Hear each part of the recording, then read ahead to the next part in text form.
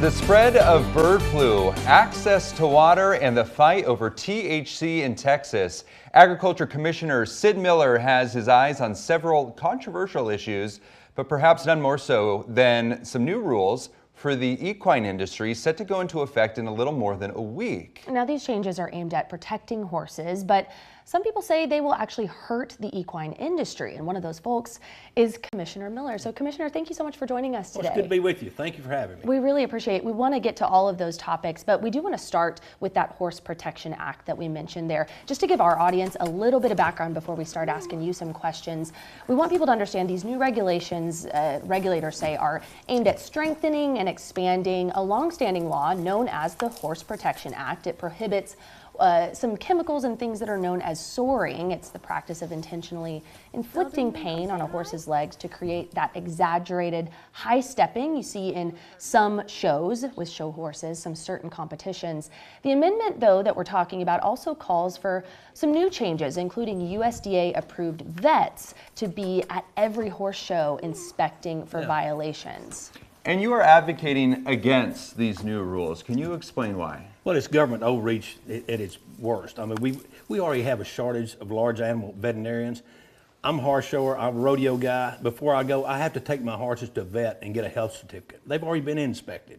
So what this does is way too far. In addition to having to hire veterinarians and to be on site and have every horse inspected and re-inspected if you win, you can be disqualified if they find fly spray on the legs of your horse. If you have show sheen, which is just something you put on their coat to make it shine, if they find that, you're disqualified. So it's just way overreach. Thank goodness, working with the new Trump landing team, the new USDA folks, this is great. Winter chicken dinner, we got it stopped this morning. So we got a 60-day extension, which is plenty of time for the new secretary to come in, review this, and see if we can get it right, because this is totally wrong. I want to note the regulators in that original regulation noted that they were still seeing instances of soring and things they were worried about, even violations of the original Horse Protection Act. Talk to me about what you hope this new administration with the USDA will do. Do you want any changes implemented, or do you want this whole new regulation thrown out? Oh, it just needs to go. It's overreach. It goes to other breeds. There's only two breeds that are racking horses that have the high gait. Walking horses and racking horses. This goes to American paint horse, thoroughbreds, quarter horses. We don't have any horses that do that. So it doesn't even apply to us, really. It's just overreach, more government. It's controlled by the humaniacs and animal rights people. Just following up there, though, as I noted, the regulators did say they're still seeing instances of things that worry them about horses being injured, particularly in those breeds that you mentioned, Tennessee walking horses. So do you think more needs to be done, at least in regards to those specific events in those breeds? Well, absolutely not. As I mentioned before, all these horses are inspected by the veterinarian before they're allowed to be shown. Before they go in the show ring, the ring steward checks them for soundness, checks equipment, see if it's any illegal equipment that might hurt the animal. We're already doing all this. We don't need to double up on it. I want to ask you about bird flu in Texas. This is something that the poultry industry is worried about, and it's something that people who eat chicken are worried about. What's your message right now to consumers and also producers? The bird flu is bad. I mean, in Texas, apparently we're doing it right.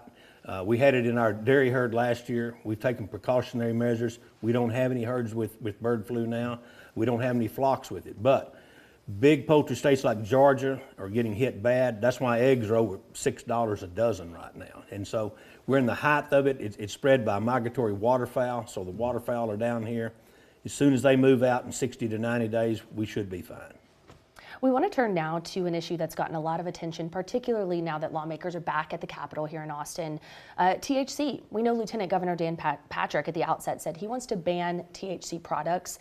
Earlier this month, I know you said you supported him, but we know you have been a proponent of medical use in the past. So talk about how you balance what the Lieutenant Governor is proposing with what you've supported in the past. Well, when I wrote the hemp rules so we could sell hemp CBD and like that, a couple of products didn't exist, Delta 8 and Delta 9, and they act exactly like regular marijuana. So right now it's kind of the wild, wild west. A 7th grader can go to grocery store, gas station, and buy Delta 9 gummies and take them to junior high and pass them out. I mean, we can't have that. We got to at least have some age restrictions. So it's time we really look at this. We never intended to pass recreational marijuana. So that's what this is. So I'm glad that we're taking a look at it because there's absolutely no regulation on it right now. What will your role be in that? We know lawmakers are set to tackle it. Will you be involved in those changing rules, or will you have to wait to see what they decide and how your commission will implement it? Well, I'm not a lawmaker. I'm an agency head, so we'll implement whatever they hand out. But I will be there testifying, be a resource witness, because we deal with it every day. Yeah. Real quick, I want to ask you about water and water infrastructure. Clearly, our state's in drought right now. This is a major issue people care about. Are you advocating for water rights and water infrastructure at the Capitol? I've been shouting we're out of water for a long time. And finally, this session, we're starting to get some action. They're listening to us. We lost our sugarcane industry, no water to raise the sugarcane. We pushed out 6,000 acres of citrus in the Rio Grande Valley. Our vegetable farmers down there, 4 or 5 crops a year, they had enough water for 1 crop. They're going out of business. I mean, we're out of water, so it's time we do something. I'm encouraging the legislature to provide infrastructure funding. That's the quickest fix. Our cities, by the time they receive their water till they deliver it to the customers, they're losing 30%. We don't have 30% to waste. That's the easiest, quickest fix. Long term, we need to embrace desal, rainwater harvesting, capture stormwater drainage, build off-channel storage, maybe build some new lakes. There's a whole number of things. Even homeowners can contribute, and the people in Austin are pretty good at this. Get away from those high water use plants. Use water smart plants like Texas natives. So Austin and San Antonio are kind of leading the way on that. I'm kind of proud of those 2 cities. So much. We wish we could keep you all show pretty much. We know there's a lot to cover with you, but Agriculture Commissioner Sid Miller, thank you so much for joining us today. Thank you. God bless.